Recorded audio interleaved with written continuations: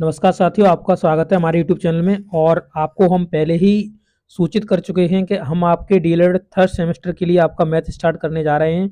और जिसके लिए मैंने एक पहले ही वीडियो प्रोवाइड आपको करा दिया था, जिसके अंतर्गत मैंने बताया था कि आपको मैं कहाँ से आपके सभी टॉपिक्स को कराऊंगा कवर, और आपको किस किताब से पढ़ना है और किस तरीके से अपनी स्ट्रेटजी को फॉलो करना है ताकि आप अच्छे से अच्छे नंबर ला सकें।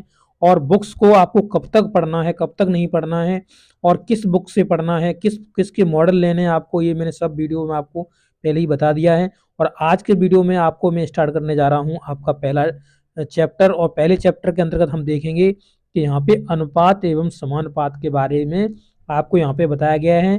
यहाँ पे सभी अवधारणाओं को बताया गया है। उसके बाद आपको क्वेश्चन आंसर्स दिए गए हैं, एग्जाम्पल्स दिए गए हैं, उसके बाद क्वेश्चन आंसर दिए गए हैं, आपकी एक्सरसाइज दी गई है। अच्छी तरीके से आपको यहाँ पे डिटेल में डिस्कस कराया गया है। और ये जो बुक्स हैं मैंने आपको पहले ही बता दिया था, ये पवन की बुक्स हैं। और यहाँ पर आपको बहुत ही अच्छा कंटेंट मिलता है।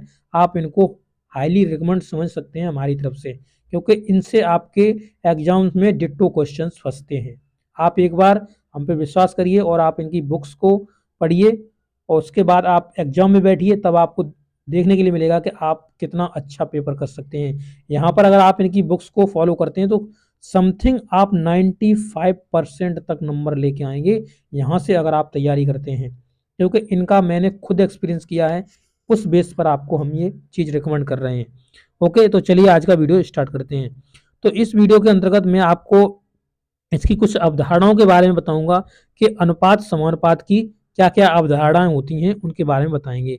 तो पहले हम अनुपात के बारे में जानेंगे। तो यहाँ पर आप देख सकते हैं रेशियो। तो रेशियो क्या होता है, इसके बारे में हम जानकारी लेंगे। देखिए, यदि ए तथा बी दो सजातीय अर्थात समान प्रकार की राशियां हों।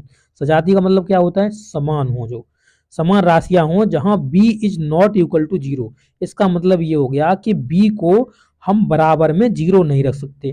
तो हमें क्या करना पड़ेगा, इसको क्रॉस करना पड़ेगा, तभी तो बराबर में जीरो नहीं रख सकते। हम बी के कोई भी मान ले सकते हैं, जैसे हमने बी का बी बराबर 1 लिया, बी बराबर 2 लिया, या हमने कोई भी एक प्राकृतिक संख्या ले ली, तो हम वो ले सकते हैं बी बराबर। बट हम इसे इक्वल टू में जीरो नहीं रख सकते।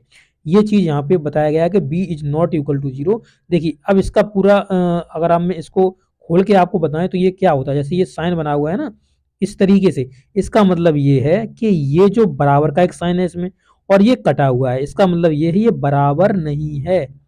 ये देखिए ऊपर से कटा हुआ है ना, तो ये बराबर नहीं है, यानी B is not equal to zero. B zero नहीं होना चाहिए। देखिए, भागफल ए बट्टा बी को ए और बी का अनुपात रेशियो कहते हैं। अगर हमें रेशियो में लिखना है, जैसे हमने दो राशियां ले ली ए और बी, और हमें इन्हें अगर रेशियो में लिखना है तो ए बट्टे बी हम लिख देंगे। इस तरीके से रेशियो में आ जाएंगे। या फिर हम इस तरीके से भी लिख सकते हैं, इसे ए अनुपात बी।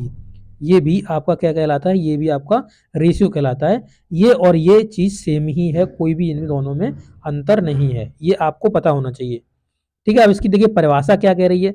तो परिभाषा के अंतर्गत आप देखेंगे डेफिनेशन, दो समान राशियों के संबंध यदि यह व्यक्त करें कि प्रथम राशि दूसरी राशि में कितनी बार सम्मिलित है, यानी प्रथम राशि है वो दूसरी राशि में कितने बार सम्मिलित है, कितने बार वो आ रही है, तो ऐसे संबंध को ही हम क्या कहते हैं, अनुपात कहते हैं। क्या बोलते हैं ऐसे संबंध को, हम अनुपात बोलते हैं। कि हम देखते हैं, जैसे मान लीजिए कि आपको पहली जो राशि है वो दूसरी राशि में कितने बार सम्मिलित की गई है, ये आपको देखना है। अब यहाँ पे देखें अनुपात का चिन्ह कैसे लगाते हैं, साइन ऑफ रेशियो।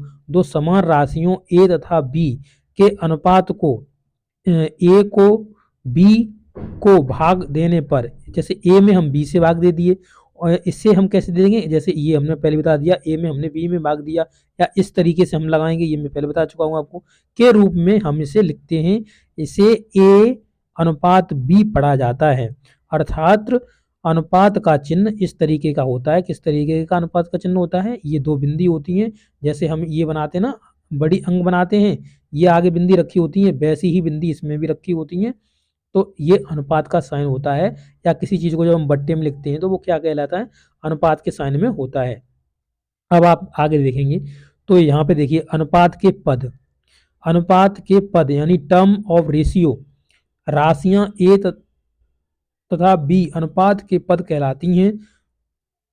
प्रथम पद ए ए, प्रथम पद ए यानी पूर्व पद, इसे हम पूर्व पद भी बोलेंगे, एंटीसीडेंट बोलेंगे इसे, तथा दूसरे पद बी को उत्तर पद, उत्तर पद यानी इसे हम बोलेंगे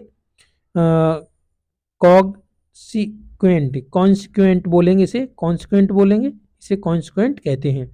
अनुपातों में कुछ गुण होते हैं, अनुपातों के कुछ गुण होते हैं, उनके बारे में जानेंगे। देखिए क्या होते हैं, तो यहाँ पर अगर ए है तो ए एक पूर्व पद है, पूर्व पद को एंटीसीडेंट बोलते हैं, और जो आपका बी होता है यानी जो उत्तर पद होता है उसे हम कॉन्सिक्वेंट बोलते हैं। तो ये चीज आपको याद रखनी है। तो पहले का पूर्व पद ए पूर्व पद के रूप में जाना जाएगा, यानी यहाँ पर ए पहले आया तो ये पूर्व पद के रूप में जाना जाएगा, और बी जो नीचे रहती है वो आपके उत्तर पद के रूप में जानी जाएगी। ये चीज आपको याद रखना है। अनुपातों के कुछ गुण हैं, यानी इनकी जो प्रॉपर्टीज हैं वो क्या क्या प्रॉपर्टीज हैं ये जानेंगे। देखिए पहला प्रॉपर्टी है, यदि किसी अनुपात के पूर्व पद, यानी किसी अनुपात के पूर्व पद यानी पहले पद में, यानी मान लीजिए पहला पद ए है, इसमें तथा उत्तर पद यानी बी में, जो दूसरा होगा ना उत्तर पद यानी बी, हम नीचे रख रहे हैं इस बी में, समान संख्या से गुणा किया जाए तो अनुपात में कोई परिवर्तन नहीं होता है। इन्होंने ये कहा अगर हम किसी समान संख्या से गुणा कर दे, जैसे मान लीजिए हमने एन से गुणा कर दिया, तो हम इसमें कोई भी अंतर नहीं आएगा। इसी तरीके से इन्होंने यहाँ पे अगर नीचे देखेंगे तो इन्होंने यहाँ पे के का मल्टीपल किया हुआ है, आप यहाँ पे देख सकते हैं। देखिए ये क्या है, के का मल्टीपल इन्होंने किया हुआ है कि ऊपर और नीचे हमने के का मल्टीपल कर दिया, तो इसमें कोई अंतर नहीं होगा। अगर आप अपने भाषा में अगर एग्जाम्पल समझना चाहते हैं तो इस तरीके से समझ सकते हैं। देखिए जैसे मान लीजिए यहाँ पे हमने लिखा 4/5, ठीक है, 4/5, और बराबर में हमने क्या करा, 4 में हमने ऊपर 2 से मल्टीपल कर दिया और नीचे भी हमने 5 में 2 से मल्टीपल कर दिया, तो इनके रेशियो में कोई परिवर्तन नहीं आया, ये कह रहे हैं। तो ये 8 हो जाएगा और नीचे 10 हो जाएगा। अगर हम 8 और 10 से फिर से 4-5 पे पहुंचना तो पहुंच जाएंगे, क्योंकि हम 2-2 से इसे काट देंगे, तो इसे 4 बार काट देंगे, इसे 5 बार काट देंगे। तो यही इन्होंने कहा है कि अगर हम किसी जो पूर्व पद है और उत्तर पद है उनमें अगर किसी भी संख्या समान संख्या से मल्टीपल कर देते हैं तो उनके रेशियो में कोई परिवर्तन नहीं पड़ता है। तो सही बात है। देखिए यहाँ पे भी है और यहाँ पे भी है, तो कोई भी किसी भी संख्या समान संख्या का ऊपर नीचे आप गुणा कर सकते हो, कोई दिक्कत नहीं होती है। उदाहरण आप देख सकते हैं, यहाँ पे ये उदाहरण दिया हुआ और मैंने अपना खुद का उदाहरण आपको बता दिया है। नंबर 2 देखेंगे, यदि किसी संख्या के अनुपात के पूर्व पद में और मतलब जो उत्तर पद होता है समान राशि से भाग दिया जाए तो अनुपात में कोई परिवर्तन नहीं होगा। सही बात है। देखिए जैसे इन्होंने यहाँ पे आपको एग्जांपल दे के बताया हुआ है कि हमने के से भाग दिया हुआ है, हम आपको अपनी भाषा में बताते हैं। जैसे मान लीजिए एक एग्जांपल है 4/, यहाँ पे मान लीजिए 12 है, ठीक है। अब हमने क्या करा, इन दोनों संख्याओं में हमने भाग दे दिया कितने का, 2-2 का, इसमें भी 2 का भाग दे दिया और यहाँ पर भी मैंने 2 का भाग दे दिया। तो अब इन दो में 2-2 का भाग दे दिया तो इसमें ये देखिए ये 2 रह जाएगा और ये 6 रह जाएगा, ठीक है, ये 2 रह जाएगा, ये 6 रह जाएगा। इस तरीके से हमने 2 का भाग दे दिया तो इन दोनों का जो रेशियो आएगा और इनका जो रेशियो आएगा वो समान ही होगा।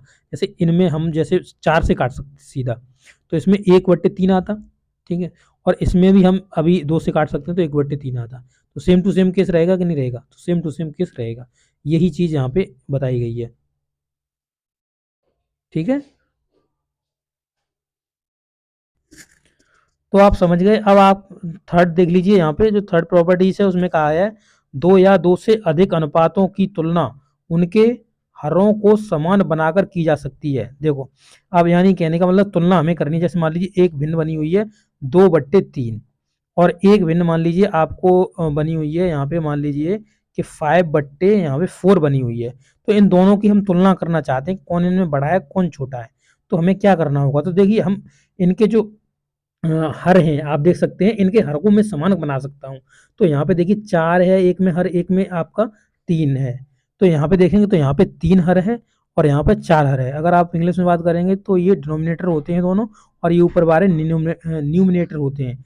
तो यहाँ पे क्या करना है, इनको हमको बराबर कर देना है। तो कैसी संख्या से गुणा कर दें, तो देखिए ये जो 4 है 4 से यहाँ पर गुणा कर दें इन दोनों में ऊपर नीचे, ठीक है, और यहाँ पर हम 3 से मल्टीप्लाई कर दें ऊपर नीचे, 3 से मल्टीप्लाई कर दें तो हम इनको समान करके इनकी तुलना कर सकते हैं। तो देखिए यहाँ पे हो जाएगा ये 8/, ये हो जाएगा 12 और यहाँ पर देखेंगे तो ये हो जाएगा 15/12। तो अब हम बता सकते हैं कौन सा बड़ा है। तो देखिए ऊपर जो बड़ा है वही बड़ा है, ठीक है। तो ये 15 बड़ा है, तो ये जो 15 है ये बड़ा वाली भिन्न है और ये छोटी वाली भिन्न है। तो इस तरीके से आप इसमें देख सकते हैं। तो ये 3 प्रॉपर्टीज इस वीडियो के अंतर्गत मैंने आपको बताई और मैं अगली वीडियो में आपको मिश्रित अनुपात के बारे में बताऊंगा। तो ये वीडियो आपको कैसा लगा है, अच्छा लगा तो अपने दोस्तों के साथ शेयर कर देना। मिलेंगे नेक्स्ट वीडियो में, तब तक के लिए आपसे लेते हैं विदा। Thank you.